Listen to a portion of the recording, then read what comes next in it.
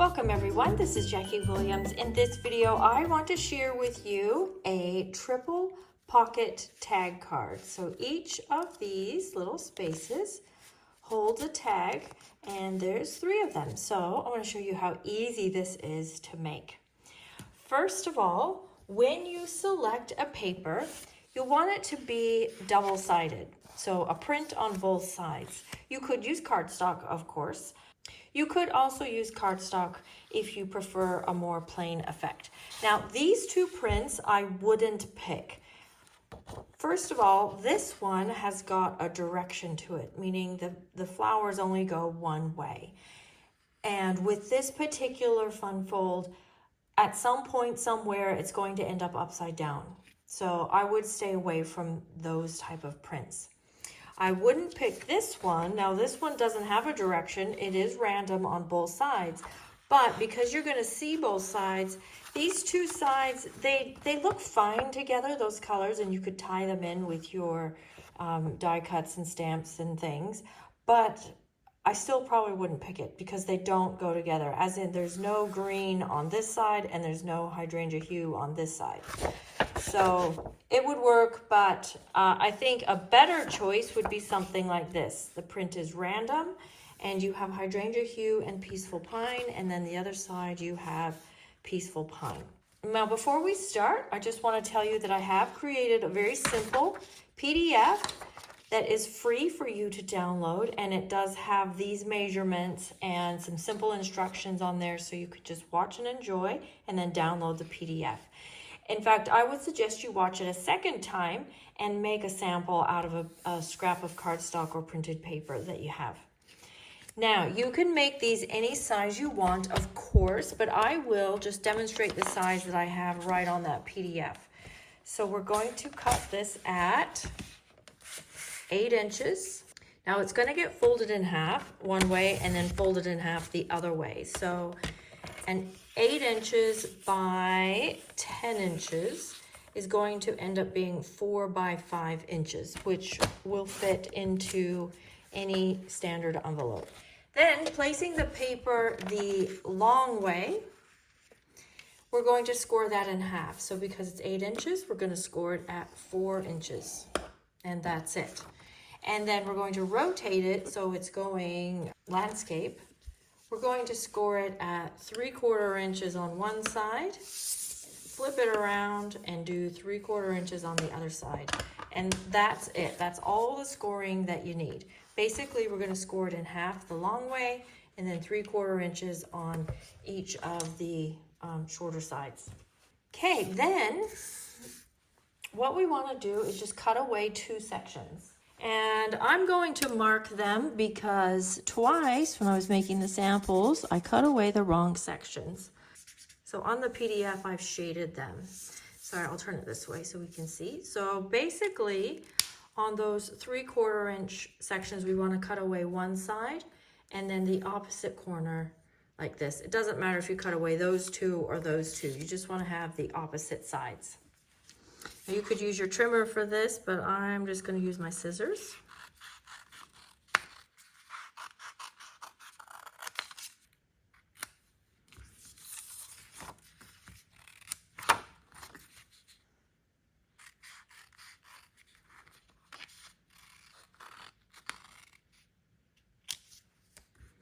Okay, and then you can dispose of these. Now, on these little tabs, I'm just going to shape them a little bit. Just cut that so they're a little bit and have a diagonal edge. Okay, then you want to decide which print you want to have showing to the front. I'm going to have the lighter print showing. We would put adhesive down one side. Now you want to use fairly thin adhesive. Of course, the thicker you make the adhesive, the smaller your pocket's going to be. Okay, so we're going to have it like this.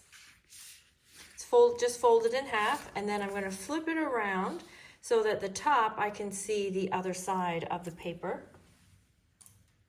And then this side, I'm just going to fold up. Now, no, there's no exact measurement. You could make your card taller or shorter. I like it so it's about 3/4 inches, about 3/4 inch, and then 3/4 inch. So this space is about the same as this space here. And then just fold that down. And then we just want to add some adhesive here on the inside.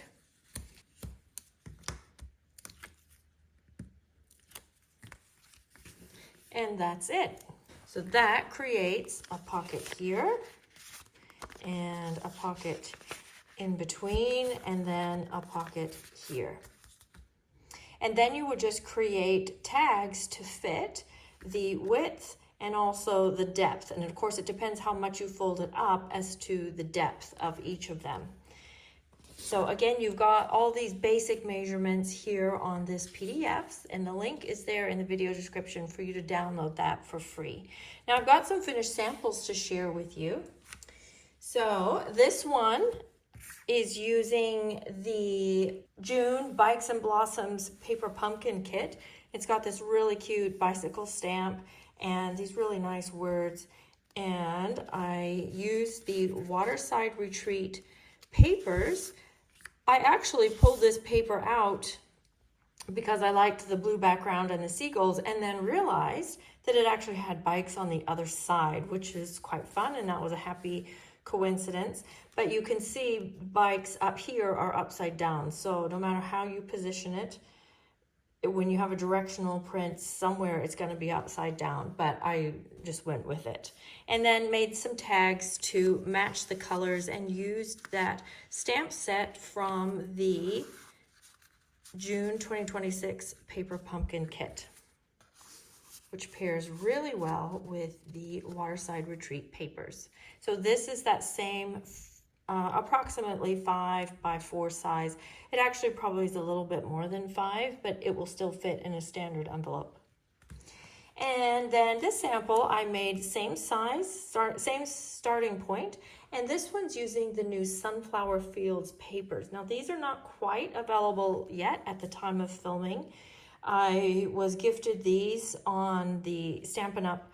Trip to Alaska, and they were actually perfect for this project with its bold print, no direction, and then you've got the other side that coordinates beautifully, and then I just used the paper itself to cut out a main image, and then use the scraps and side B's for the tags. Now for some different sizes, this one is a bit smaller. So this one started out as a 6 by 8. So even just 2 inches smaller on both sides makes a considerably smaller card, but it's quite cute for using up your scraps. And this one uses the Moonlit Flora, and I made the more traditional tag shapes for these ones, and then made use of the papers and the stamps and that beautiful embossing folder.